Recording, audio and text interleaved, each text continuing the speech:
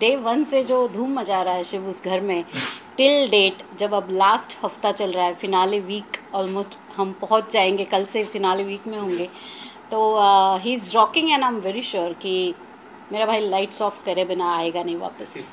शिव ठाकरे पर Bigg Boss Marathi winner Megha Dhade ने क्या कहा?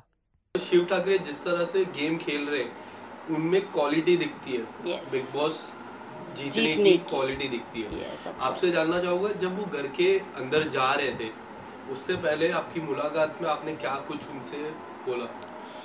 हम लोग तो मिलते ही रहते हैं हमेशा। मोस्टली मुझे शिव को काफ़ी जगहों पे एक साथ बुलाया जाता है फॉर द इवेंट्स, फंक्शंस, और हमारा जो भी फैमिली फंक्शंस होते हैं, कभी गणपति होता है, दिवाली होती है, what ever it is, he is always part of it. And जब भी हम लोग मिलते हैं हमारी एक ही बात हमेशा होती रही है कि शिव को हमेशा से हिंदी बिग बॉस में जाना था।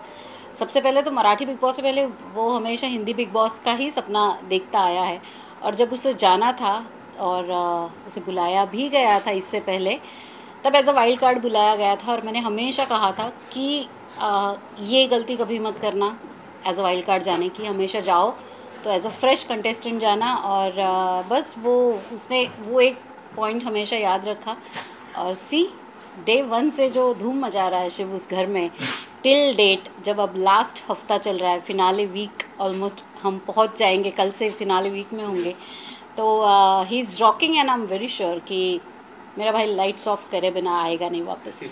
क्या आपको लगता है, आपने जैसे अभी जिक्र किया कि वाइल्ड कार्ड मत जाना, तो आप भी वाइल्ड कार्ड ही गए थे? यस, वो मेरी जिंदगी की सबसे बड़ी भूल थी। यस, वही पूछना चाह रहा था कि आपको लगता है कि अगर वाइल्ड कार्ड नहीं रहते, हाँ, आप डे वन से रहते हो तो कुछ अलग होता? Yes, definitely. फाइनल में श्रीशांत एंड दीपिका थे, टॉप 3 या टॉप 2 में आप खुद को देख रहे थे? Yes, definitely. जिस दिन मैं घर में गई थी और मैंने पहले 2 टास्क ही परफॉर्म किए थे, तभी से घर के ही सदस्यों ने मुझे टॉप 5 में हमेशा देखा। उन्होंने जब भी घर में रैंकिंग हुआ करती थी तो मुझे वो रैंक मिला था कि मैं टॉप 5 में डेफिनेटली होंगी।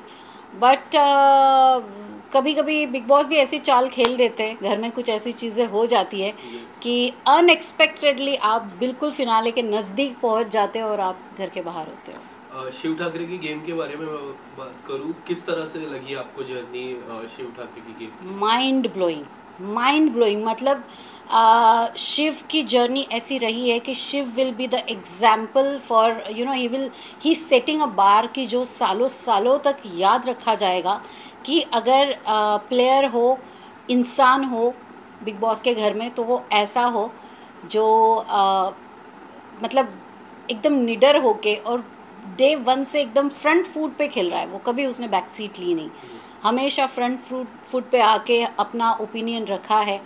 अब तो जब काफ़ी जगहों पे निकल भी चुकी है ये बात, कौन किसके क्या कॉन्ट्रैक्ट्स है, ये लड़का बिना किसी कंडीशंस और कॉन्ट्रैक्ट्स के उस घर में वैसे गया हुआ है। Contract in the sense show में आने का कॉन्ट्रैक्ट डेफिनेटली होता है, बट उसके अलावा के जो कॉन्ट्रैक्ट्स होते हैं वैसा बिना किसी कॉन्ट्रैक्ट के वो वहाँ तक पहुँचा है। और ये इतनी बड़ी बात है मेरे लिए, बिकॉज आई कैन अंडरस्टैंड कि वैसे बिना किसी कंडीशन के आप घर में जाते हो और फिर भी इतनी देर तक सरवाइव करते हो, वो कितना मुश्किल है।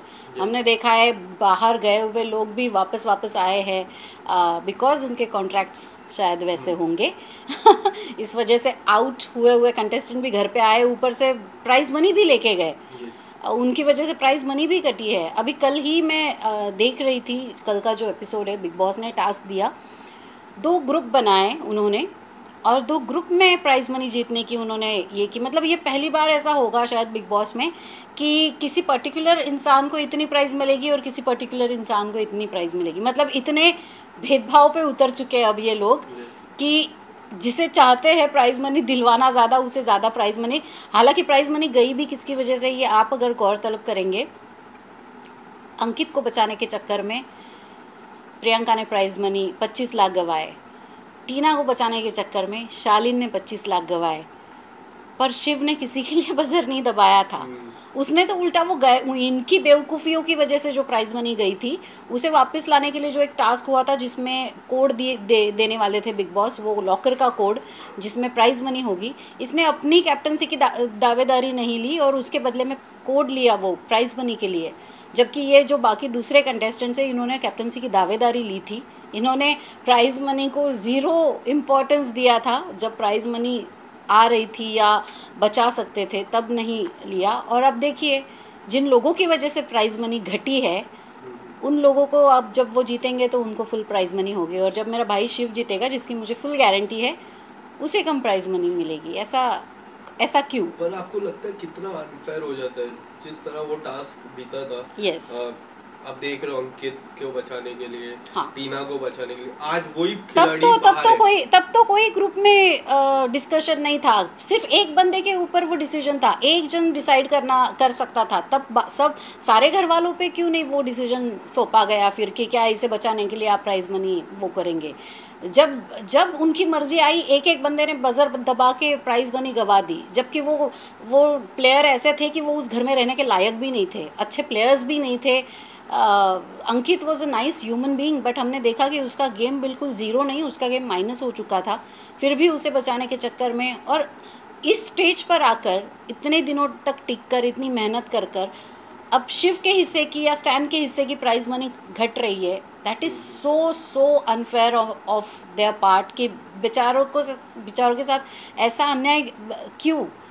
अब नॉमिनेशन का टास्क भी इस हफ्ते जो हुआ, क्या आपने देखा है कि फॉर एग्ज़ाम्पल जो बच्चा शुरू से लेके आज तक बिल्कुल पढ़ाई में ज़ीरो रहा है, ओके, जो अर्चना, प्रियंका, ये लोग जो कभी कोई टास्क नहीं जीत पाए, किसी टास्क में इन्होंने अपनी चमक नहीं दिखाई, कहीं पे भी शाइन नहीं हुए, वो लोग टास्क गलत करने के बावजूद, मतलब किसी ने 12 मिनट लिए, किसी ने 7 मिनट लिए, किसी ने और पता नहीं कितने 12, 7 और प्रियंका ने शायद 14 मिनट लिए, मतलब जिसका कोई हिसाब ही नहीं है, गलत होने का कोई लिमिट ही नहीं है। इतना गलत खेलने के बावजूद वो लोग नॉमिनेशन से सेफ हो चुके हैं, तीनों ने भी गलत टास्क किया। और जिस बंदे ने सबसे एक्यूरेट टास्क किया, शिव का टाइमिंग था 9 मिनट 10 सेकेंड। इतना एक्यूरेट बिना घड़ी के कैसे कोई हो सकता है? फिर भी शिव ने वो किया, तो वो बंदा नॉमिनेशन में है। MC स्टैंड 10 मिनट उसने लिए, ऑलमोस्ट क्लोजर टू 9 मिनट, वो नॉमिनेशन में है। सो समझ में नहीं आता कि ये इतना अनफेयर ये ग्रुप देने की कहाँ से बिग बॉस को सूझी, और इतना गलत कैसे, मतलब अन्याय की भी कोई हद होती है यार, नाइंसाफ़ी की भी कोई हद होती है कि जो बंदा टास्क कर रहा है शुरू से लेके एंड तक, इतने डिस्ट्रैक्शंस, इतनी चीज़ें हुई, उसके बावजूद वो डे 1 से लेके अभी तक 100 में से 100 नंबर ला रहा है वो लड़का, और उसी के साथ ये सब गलत चीज़ें हो रही है। So I am not happy with that, but कोई बात नहीं, वो टिकट टू फिनाले ना जीते, कोई बात नहीं, वो नॉमिनेट हो जाए, ट्रॉफी वही जीतेगा। पर आपको कई हद तक लगता है जिस तरह साजिद के साथ उनकी दोस्ती थी, अब्दू के साथ, जो मंडली की मैं बात कर रहा हूँ जी, वो नॉमिनेट होने के बाद कई हद तक उनकी गेम में बदलाव आया, ऐसा आपको लगता है? लोगों को ऐसा लगता है जो दोस्ती वो निभाते थे, हाँ। अब्दू के साथ सबसे अच्छी दोस्ती थी, as a elder brother treat करते थे अब्दू को। आपको कैसी लगी वो दोस्ती? That was the best thing in the house. Otherwise बाकी दूसरे ग्रुप को आप अगर देखो, सौंदर्या को देख लो, अर्चना को देख लो, टीना और शालीन को देख लो, प्रियंका को देख लो, ये लोग इतनी लड़ाइयाँ करते, घर में इतना शोर होता है, इतने सारे शोरगुल के बीच में, मतलब ये जो एक अलग ग्रुप था वो हमेशा एक दूसरे की इज्जत उतारने पे मतलब कायम लगे रहते थे। जहाँ तक मैंने प्रियंका का गेम अभी तक देखा है, उसने अपने साथ जितने लोग थे उन सबको बेइज्जत किया है, उनकी बेइज्जती कर करके वो लोग बेचारे अपने ही दोस्त के हाथों बुरी तरह बेइज्जत मतलब वो एक कुछ है ना शेर, बड़े बेआबरू होकर निकले तेरे कूचे से, तो ये सब अपने ही दोस्त के हाथों इतने बेइज्जत होके घर से बाहर निकले हुए सारे के सारे। और यहाँ पर देखिए आप देखिए कि इतने कॉम्पिटिटिव शो में भी जहाँ पर सैनिटी भी अपनी सैनिटी खो दे, ऐसे शो में कोई अपने लोग हमेशा अपने दिल के करीब रखता है, चाहे जैसी भी सिचुएशन आए। इन लोगों ने कभी एक दूसरे से गिले शिकवे इस तरीके से नहीं किए। अगर कुछ एक दूसरे के लिए लगा भी, कोई चीज़ खटकी भी, तो साइड में आके शांति से बैठ के उन्होंने बात की है, एक दूसरे को समझा है, एक दूसरे के पॉइंट ऑफ व्यू एक दूसरे से शेयर किए बिना तमाशा बनाए। अगर इन दूसरे ग्रुप की बात की जाए, अगर ये मंडली है तो उसे मैं झंडली कहूँगी उस ग्रुप ने इतने बुरी तरीके से एक दूसरे की इज्जत को तार तार किया है कि ऐसा लगता है यार ऐसे ऐसे दोस्त होने से तो दुश्मन भले, कम से कम पता तो है कि वो दुश्मन है, तो इस वजह से हमारी इतनी बेइज्जती किए जा रहे हैं। बट जिस तरीके से इन लोगों ने अपने दोस्तों को ट्रीट, डिस्टर्बेंस नहीं आई है। आपसे जानना चाहूँगा कि जिस तरह प्रियंका को लोगों का कहना है कि वो कलर्स का फेस है और वो ही जीत सकते हैं, ये कितना अनफेयर हो जाता है। जैसे MC स्टैंड और शिव के लिए जो दिल से वो गेम खेले और जिस तरह से वो गेम खेले, जिस तरह वो रियल लाइफ में वही बिग बॉस के घर में है, अनफेयर तो सी देखिए हो ही जाता है। और हम शुरू से लेके एंड तक देखते ही रहते हैं कि कहीं कहीं जगहों पे वो दिखती है, फेवरिज्म पता चलता है। But end of the day ये गेम है और अब तो बिग बॉस ने खुल के कहा है कि वो भी खेल रहे हैं, तो उनको तो भाई खेलने का हक है तो वो खेले।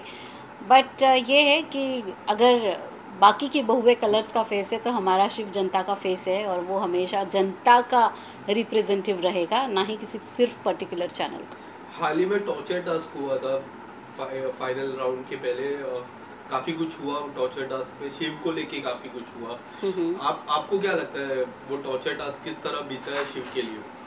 शिव ने तो बहुत जेंटली किया है वो टास्क। मतलब शिव अगर जिस तरीके का शिव रोडीज और बिग बॉस करके आया है, जो कि बहुत डिफ़िकल्ट शोज़ रहे हैं ये, मतलब इस सीज़न में अगर देखा जाए तो वैसे टास्क हुआ ही नहीं। मतलब जब सीज़न ख़त्म हो रहा है तो आखिरी टास्क जो है वो एक्चुअल बिग बॉस के जैसे टास्क होते हैं वैसा टास्क आया है। अदरवाइज़ जो आज तक शिव को चिढ़ाते थे घर के अंदर, अर्चना ने या फिर प्रियंका सौंदर्या ने, कि यार ये कैसे करता होगा, ये बिग बॉस में क्या कैसे जीतता होगा, और जो कि क्वेश्चन मार्क उठाए जाते थे उस पर।